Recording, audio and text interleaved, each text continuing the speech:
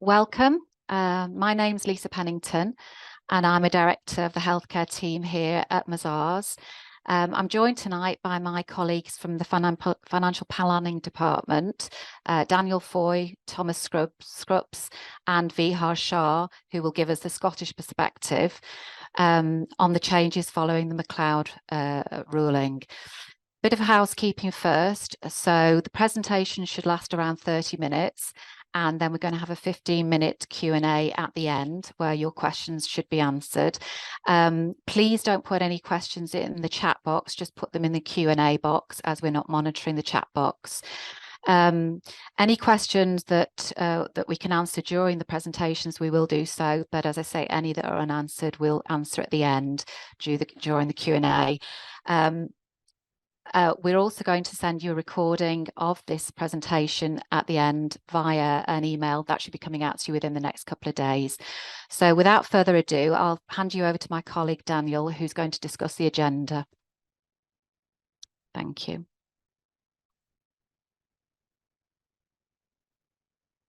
Thank you, Lisa. If you can just move that on one slide. Good evening, everybody. Thanks for joining us. My name is Daniel Foy. I'm a manager in the financial planning team based out of Manchester, covering England and Wales. A lot to get through this evening, and hopefully we will leave plenty of time for questions at the end, as Lisa says. So we're going to start off with a little bit of a background, exactly what the McCloud ruling is and how it's got to where it's got to today. We'll cover off the period that actually is involved in McCloud, because obviously it doesn't relate to your whole service. Who is impacted, crucially, and some of you may well choose to log off after that point of the session. However, we expect if you are on the call, it's probably because it's relevant to you. What's happened so far, the things that we do know for definite, the next 12 months, some of the things that we do know for definite, some of the things that we expect to know, things to consider, and actually things that you might need to take away and action points for yourself based on what we've gone through this evening. I will start off with some of the general caveats that you would expect us to say. A lot of information is coming out in bits on this, so everything that we've gone through here is what we know, and some of what we expect, and we will let you know the difference between the two as we go through this session. So hopefully that will become clear. But to talk us through a little bit of the background, I'll hand over to Tom Scrupps, who is ready to take over from here. Yeah, thanks, Dan. So just to introduce myself as well, so I'm Tom Scrupps. I'm also a financial planner in the same team as Dan, so also based in Manchester as well. We thought we'd start, if we can just jump back a slide, we'd start on the background. As we've said, I think there's all sorts of information, and I think the background's obviously been out there for the longest, and there's probably a lot of you who joined us who have an awareness of where this has come from, but we thought it'd be helpful just so we're all starting on a bit of an even footing. So this all came about from public sector pension scheme reform in 2015, and in terms of the NHS specifically, that's led to a move to what a lot of you will know and be familiar with, the 2015 section, which was effectively the reformed section of the scheme. Now, the discrimination ultimately that's led to this entire judgment was that certain members were allowed to remain in what we would call legacy sections of the pension scheme, so 1995 and 2008, on account of some transitional protections being afforded. And that's really on account of proximity to normal retirement date, so older members typically could remain. This went through the Court of Appeal, along with lots of other public sector schemes. There's all sorts of correspondence out there and about all of the schemes, but ultimately it was found that it was discriminatory against younger members, and so a remedy has had to be applied, or is going to be applied, where there is the opportunity to revert back to legacy sections of the scheme, which is for the period that we're talking about, the remedy period, which we'll talk about in a second. We're obviously not talking about the other public sector pension schemes today, and as Dan has already said, we're principally talking about England and Wales, or I am, but Vihar is also joining us to sort of give a bit of perspective on the Scottish situation a bit later as well. So I mentioned that remedy period. So over on the next slide, you'll be able to see what is that period, and that is ultimately a 7-year window between April 2015, i.e. when the move to the 2015 section took effect, through to March 2022, which is effectively the latest that discrimination could apply. That's when the remedy was sort of settled on, and that's what it's saying there. Worth noting, transition date is the start date if later. So if you had a later transition to the 2015 section, then at the start of that period is obviously a transition date. And worth noting there as well that means, as we'll come on to say later, I'm sure, but that any accrual beyond this period is sort of genuinely in the 2015 section, if you like, as in that's going to be treated and remain in the 2015 section and is outside the scope of this remedy. So then one of the key things to understand, as you've seen from the agenda, is who is impacted, and that's what we've run through here. So there are 4 conditions, and you need to meet them all in order to be eligible for a remedy to apply. So the first one we've already covered and is fairly obvious. I think that you need to have pension service in the period that we're talking about. That the service was in a legacy section or in the 2015 section. That pensionable service under that there was pensionable service under a legacy section on or before 31st of March 2012. Significance of that date is that that's the point at which transitional protections came in, as in the sort of delayed or non-moving of the 2015 section commencement. So that's why, and our understanding is that effectively if you joined the pension scheme after that date, but prior to 2015, that you were expected to do so with open eyes effectively. And so again, not eligible under the remedy. And then there's just some comments about disqualifying gaps. So it's just that you effectively didn't have more than a 5-year break outside of the scheme in order for that service to remain qualifying. And the last period is obviously a quirk of that if you did have a disqualifying period, then anything beyond that is not remediable. And then we're coming on to what we know or what we've seen so far. 2 key things really have happened here. One, as I've already said, that the legacy sections are sort of genuinely closed from March 2022. So accrual since that date is going to remain in the 2015 section moving forward. The other one is that we will start to see the effect of the rollback, which might be something that some of you have seen, but this is effectively that in pension documents soon, you should see those 7 years by default put back into the legacy section of the scheme where eligible. So your pension documents should start to reflect the service treated under the legacy scheme as opposed to 2015. Then there is a choice selection to make at retirement or closer to retirement about whether you maintain that position, the rolled back position as we've called it, or whether you decide to actually have that service put back into the 2015 section as it effectively was treated for the last few years. In terms of retired members, and this also extends to deceased members and their families, there'll be more immediate correspondence because there'll potentially need to be adjustments to benefits in payment. And so that is the category of member that is going to be prioritised. We're saying here that there's lots of noise out there, and firms like us as well will be able to estimate this position. It is something that can be done, but it is an estimate. And so we're suggesting that members who have an imminent decision to make are those that should be seeking perhaps more immediate advice than waiting for some of this correspondence to arrive. For those where it's not going to be a consideration for much further, there isn't a decision being made about retirement in the shorter term, then we're suggesting that it's probably more beneficial to wait until some of this documentation comes out effectively. So that's the sort of headline there. And then we're going to move on to what's coming down the line the next 12 months. And I'm just going to pass back to Dan at this point to talk us through where it's going next. Thank you, Tom. So when we look at what's to come in the short term, the first thing to note is that for many of you, what you may well have noticed is that in the last couple of weeks, you've not had a brown envelope. Which is it's usually the time of year that most of you will dread the brown envelope landing on the door. Does that mean you're in the clear? Absolutely not. I think that's the first thing to emphasise. It does not mean, just because you've not had the brown envelope, that an annual allowance pension savings statement doesn't need to be done for 22-23.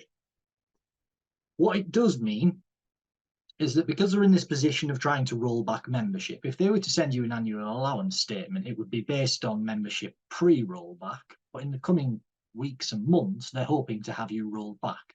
And so it's a bit of a false position to send you the annual allowance savings statements based on today's membership as we stand. And so the NHS Pensions and HMRC have agreed to just pause 22-23 pension savings statements.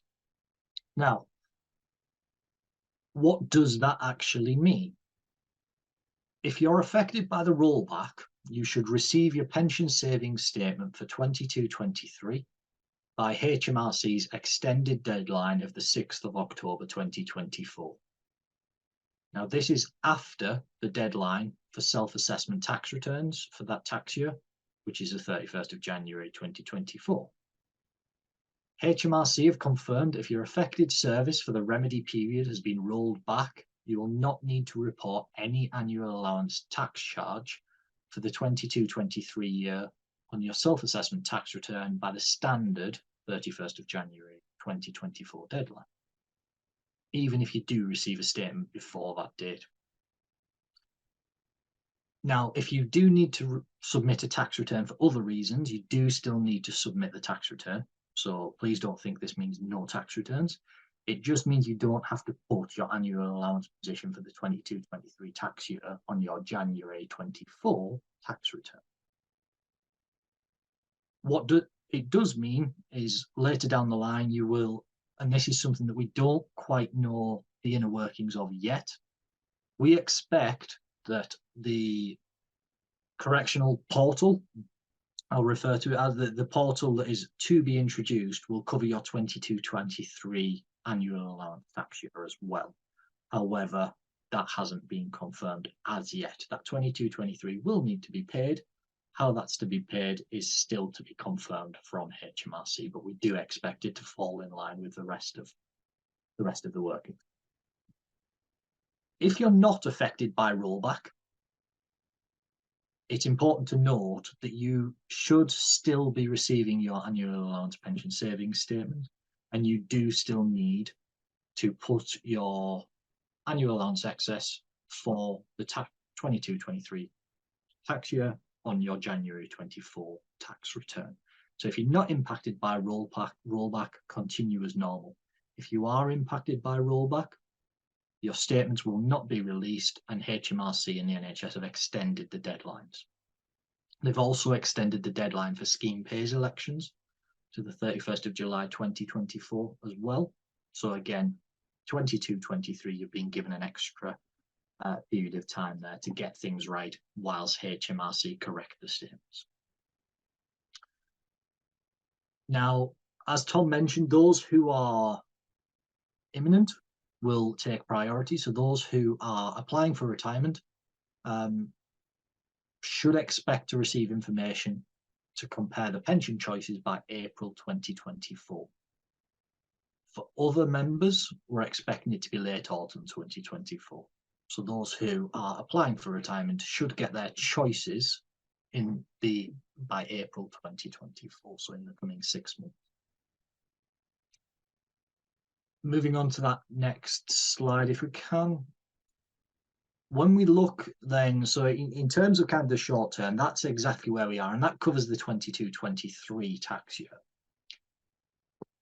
But when we look at the McCloud ruling, it takes into account a lot of previous tax liabilities. So as I mentioned, a lot of you will have been submitting annual allowance tax charges for the full remedy period or some years of the remedy period. However you've been impacted, you have long-term considerations that you need to be thinking about. So what you should be receiving is a remedial pension savings statement that will confirm the revised annual allowance position for the remedial years.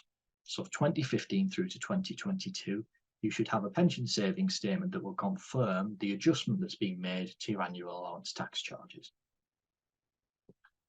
You will then need to consider whether you've over or under declared tax liabilities for that period, for the 7-year window.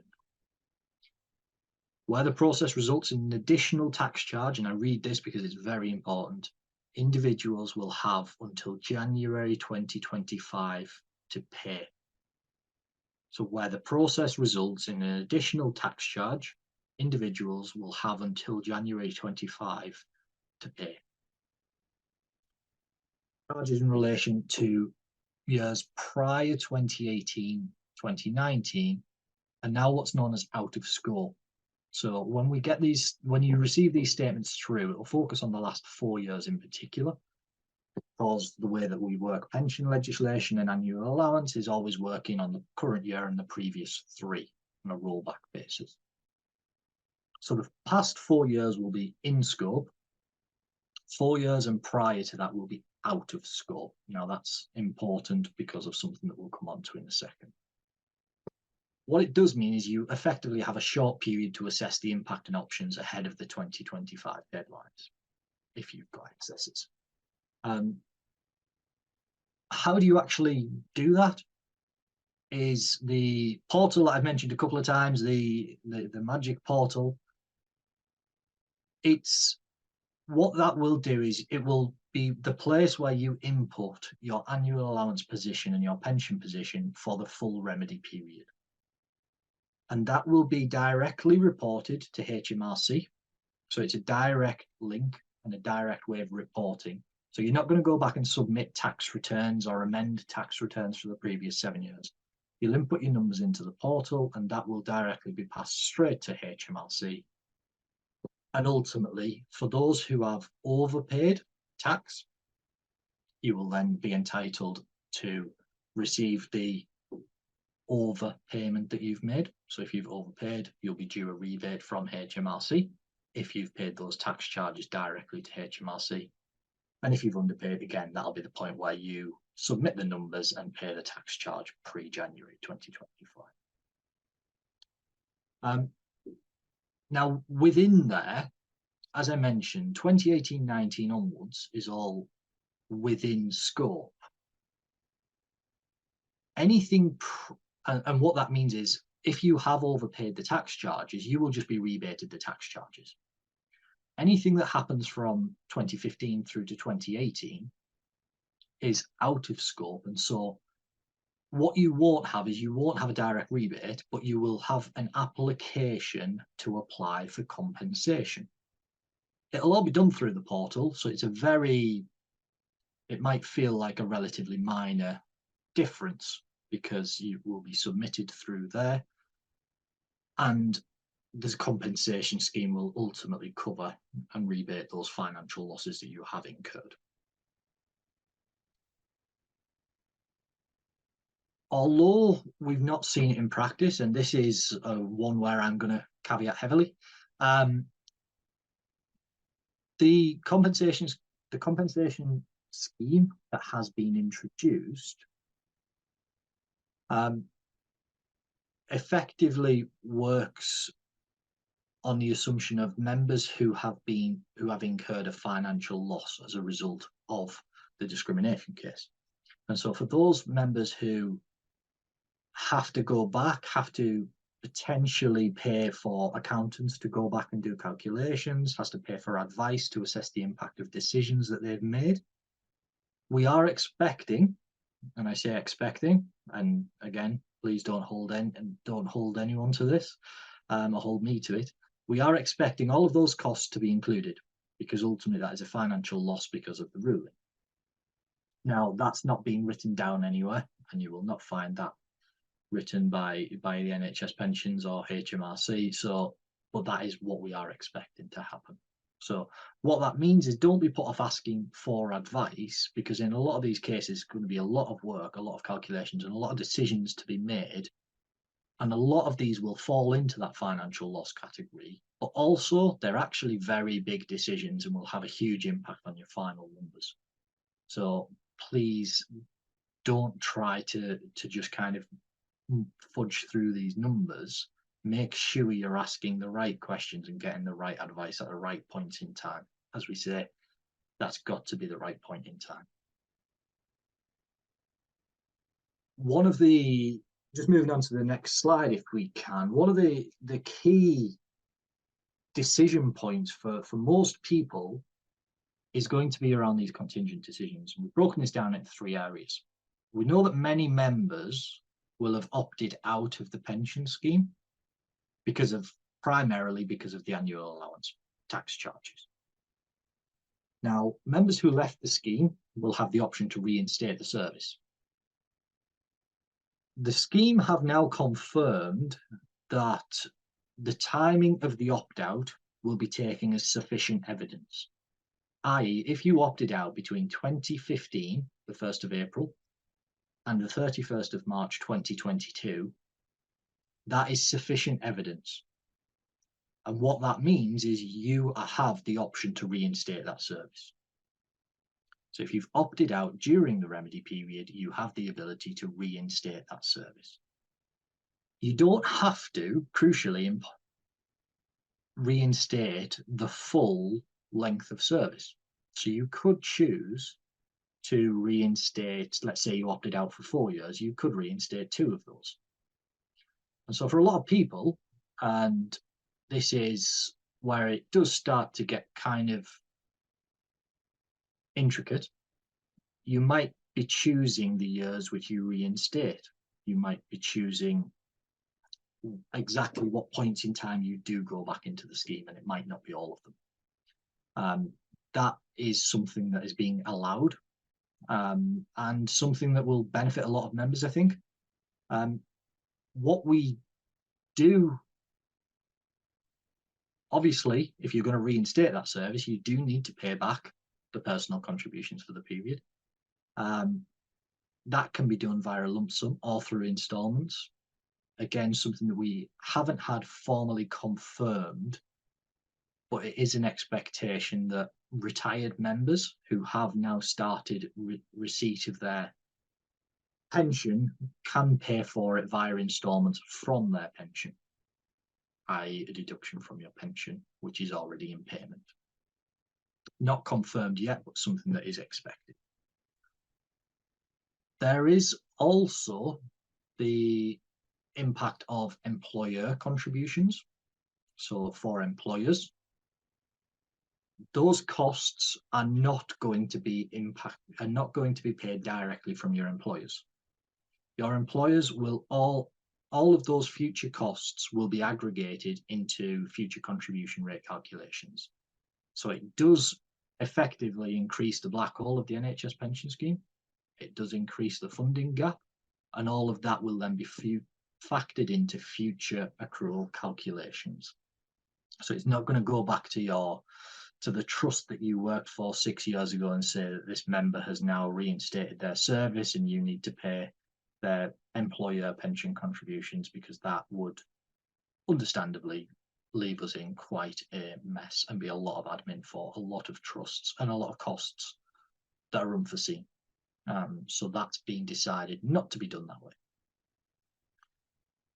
The only exception to that is where members have had recycled contributions. So if you agreed to come out of the pension scheme and your employer agreed to pay you more salary to reflect the fact that they were no longer paying you employer pension contributions, if that's happened, you do still have to repay those employer costs because ultimately you have received them, as well as GP partners, because ultimately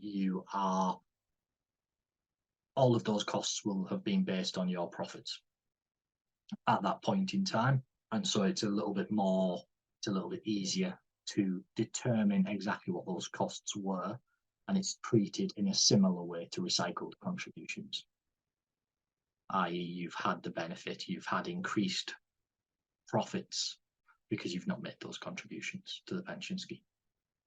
So they will be viewed in a similar light. When we look then at added years contracts, which I know many people will have had and many people will have stopped contributing to because it was creating increased accrual in legacy schemes and creating problems for people with an annual allowance issue. Again, members who have opted to end added years contracts will have the option to review this decision if it can be shown to be because of the move to the 2015 scheme. Now, again, taking a similar approach to the opting out decision, the timing of the opt-out will be taken as sufficient evidence. So if you have stopped your added years contract between 2015 and 2022, that is sufficient, and you can then go back and consider whether or not you should be reinstating your added years contract. Again, you will have to pay the costs of those missed employee contributions. And so in a lot of circumstances, that will come down to the impact of what's the net benefit, because there's a cost benefit there. You're going to have to fund an outlay, but in return, what do you get? What's the increase on your pension scheme?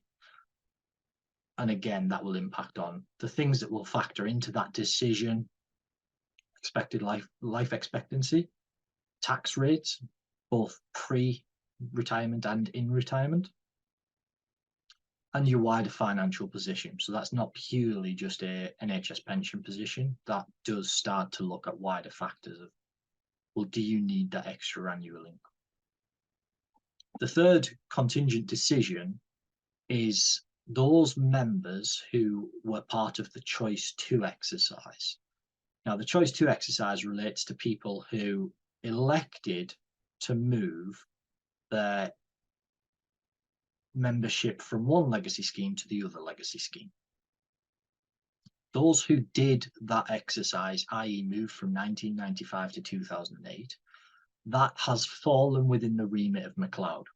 Now, those members who were part of Choice 1 do not fall under McCloud. Those members who were part of Choice 2, i.e. were given the option to do it again, those members do have that choice. And again, that is another consideration of which scheme is best for you at that point in time. So there's a couple of decision points: those who've opted out, those who've had stopped added years contracts, or those who've had Choice 2 exercise. You really need to factor in whether or not you need to be reversing any of those decisions, and you have until January 2025 to be making those decisions. But they are big decisions and something that we very much encourage you to take seriously. Moving on to the next one, I'll hand back over to Tom. Do you want to just summarize as we go? Yeah, absolutely. Thanks, Dan. So these are the two messages which Dan's already sort of alluded to, really, that there are sort of two things you want you to take away as sort of the headlines, if you like.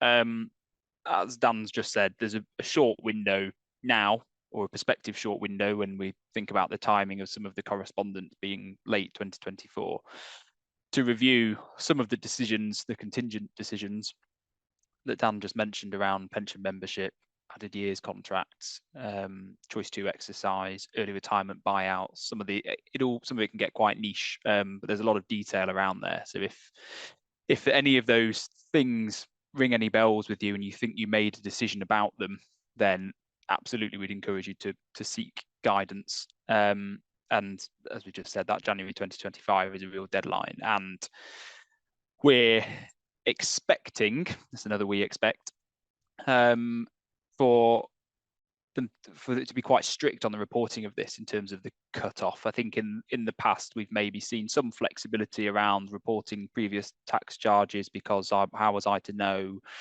and those sorts of things. I think we're expecting that if you had the necessary documentation prior to January 2025 then and didn't act by that point, then that ship may well sail because of the breadth of circumstances in which things like compensation is on offer.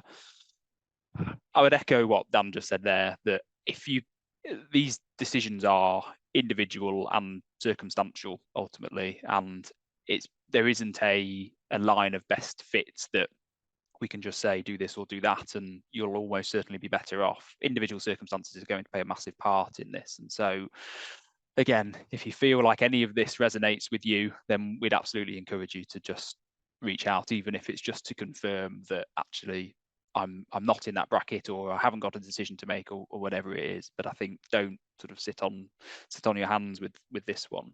I think as well, it's worth saying that starting those conversations earlier is helpful, and if you're starting them earlier, then you're probably going to need to seek professional guidance because of the lack of relevant information that's going to come from the scheme until, well, we expect sort of at the earliest around early 2024. So they're the sort of key takeaways there. And then we've come on to just say the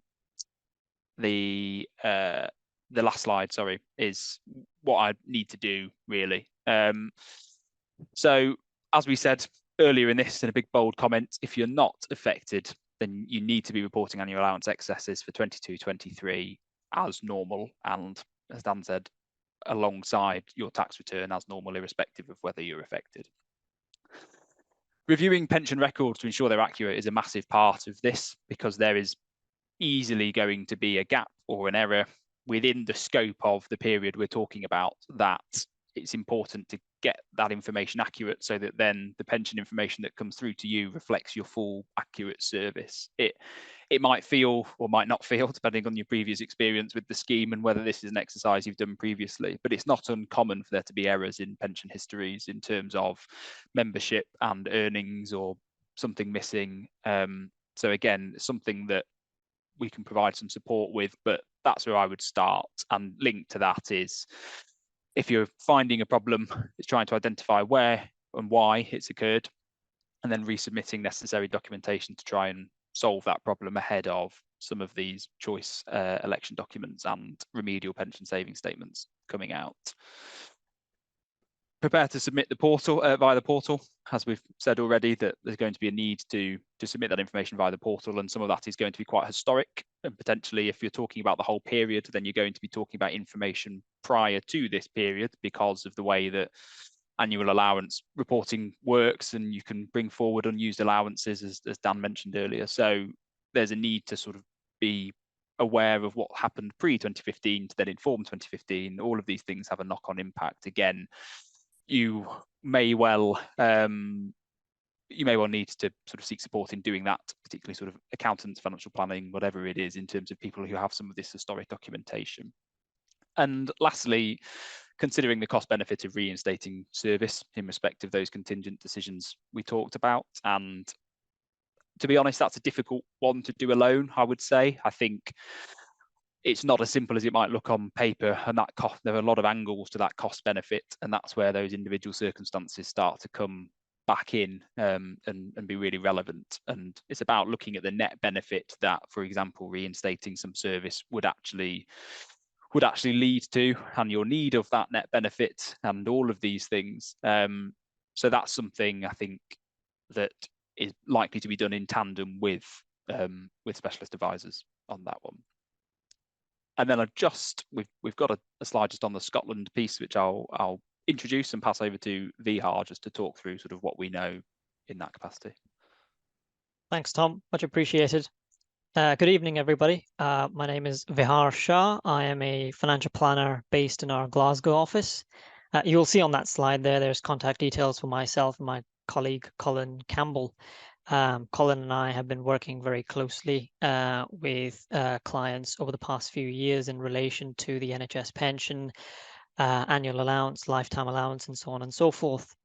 Now, for those on the call with an NHS pension entitlement, much of what I will be saying is just based on our understanding of the information that has been communicated by the SPPA so far. And that information has been less forthcoming than what we know in relation to the English scheme. But the expectation is that what we will see from Scotland will likely be broadly in line with England, but it is a case of really watching the space. And one of the things that we've got on the slides there is a link and a screenshot of the NHS Remedy Hub. So if you are looking for clarity on your situation, obviously, by all means, feel free to get in touch with Colin and myself. But the SPPA website also has a hub that they've set up for any queries you might have in relation to the pensions remedy that they're updating as they are making any formal announcements. Now, the link on the slide and the screenshot will provide a bit more clarity on how they've split the information up for different stages of career, as you'll all be impacted slightly differently. Now, I imagine that the majority of individuals on this call will be those that are currently paying into the pension scheme and are active members.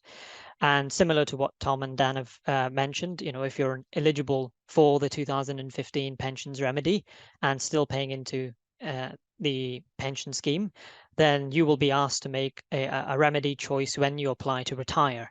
And basically what will happen is that the SPPA will offer you a choice between your final salary benefits and your care benefits for your service between that remedy period. And to help you decide, they will send you a choice letter, similar to what Tom and Dan have referred to in Scotland. It's known as the remedial service statement, and it will show your pension benefits side by side in your final salary and your 2015 scheme for the remedy period. And until such time as you remain an active member, your service for the remedy period will automatically be moved back into the legacy scheme, be it the 1995 scheme or the 2008 scheme, rather. In terms of annual benefit statements, just one thing worth mentioning is that from August 2024, your annual benefit statement will be a dual statement that they will be providing. So that will show you two pension estimates for the remedy period.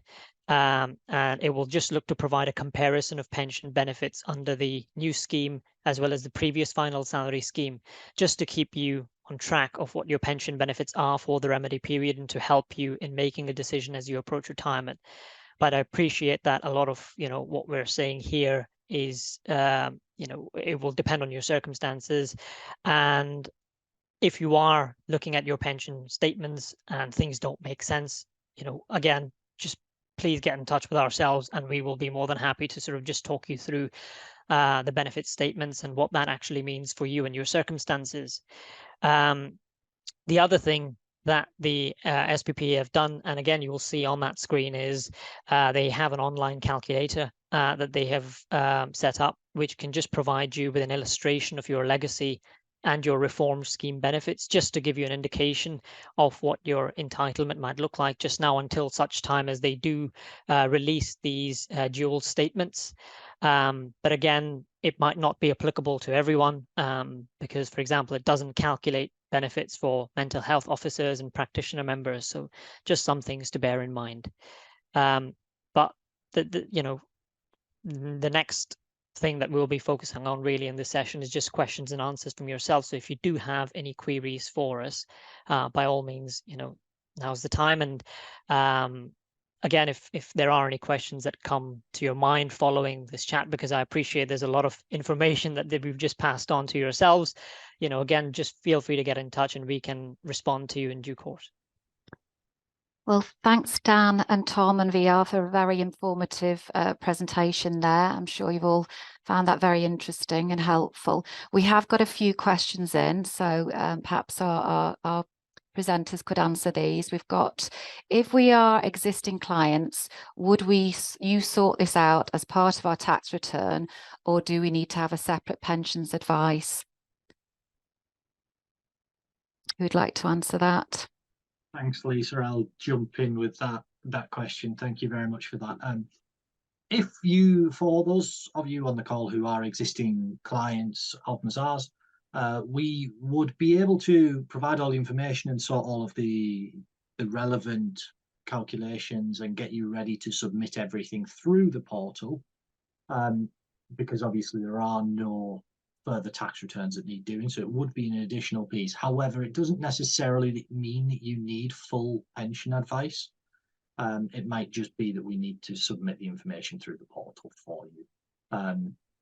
If you have contingent decisions, it's likely that is something that needs to fall under the realms of separate pension advice. But for those who just need to submit things through the portal, that is something that would fall slightly outside of the realm of doing a tax return, because it's got to be done through the portal. But it's very much something that we can help you get prepared for and submit. It's something that has to be done through your government gateway login. Now, we have queried this with the with HMRC and with the NHS pensions and the government on exactly why there's no agent access, i.e. we can't go in and submit in the same way that we can your tax return.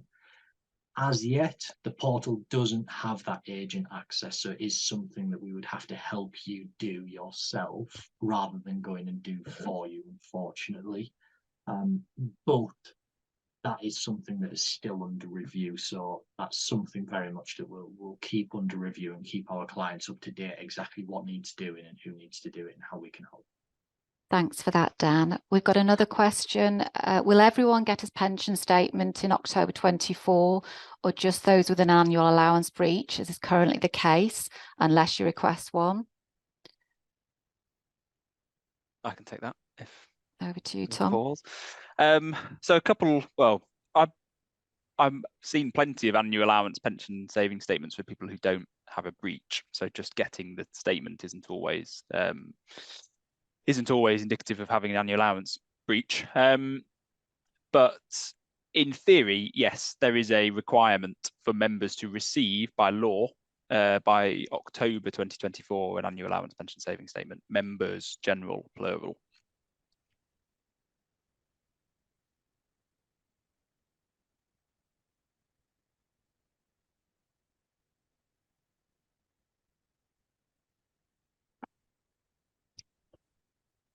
Seem to have lost you there, Tom. Oh, can you hear me now? Yep, can hear you now. There you go. Did that come through, any of that, or have I just been talking to myself? I don't. Got to repeat the answer, Tom. Oh yeah, I'll go could you repeat the answer, please? Effectively, the short answer is yes, that all members should receive annual allowance pension saving statements because they are required to by law by October 2024. Right, we've got another question. Would the annual allowance be calculated at 150,000 or 210,000?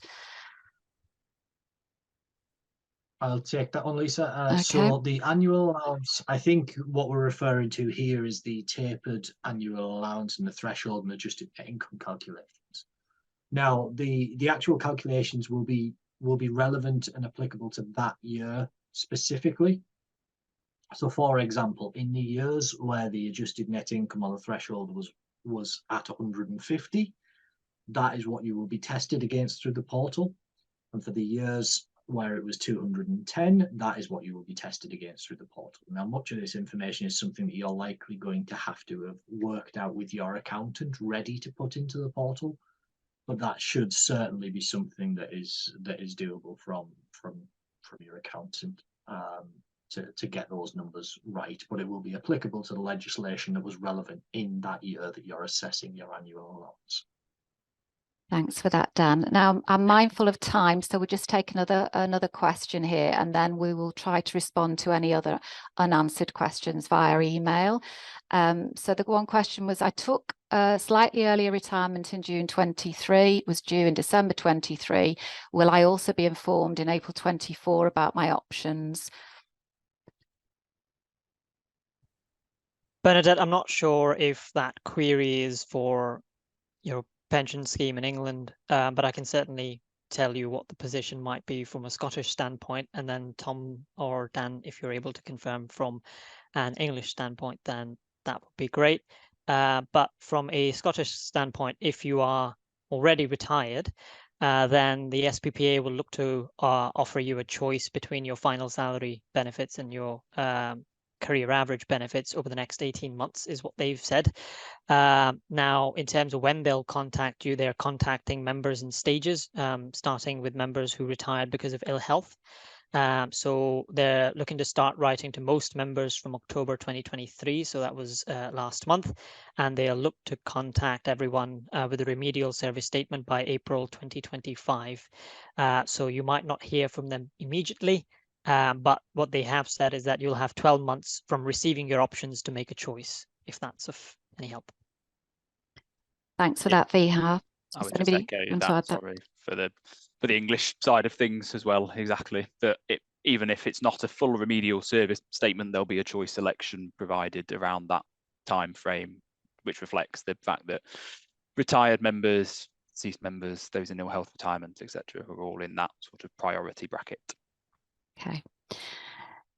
So thanks very much for all the questions, and hopefully we've been able to answer the majority of them. As I said, any that we've unanswered, we will answer via email to you. We hope you really enjoyed it. Thanks to our speakers. I'm sure that you've now have a better understanding of how it affects you going forward. We will be sending, as I said, a link to the recording, and also if you have any questions that you would want to ask us further for any additional services. So as I say, I hope you've enjoyed it. Please keep an eye out for any other webinars that we've got forthcoming that you'll find of interest. And thank you very much, and have a lovely rest of the evening. Thank you. Bye-bye.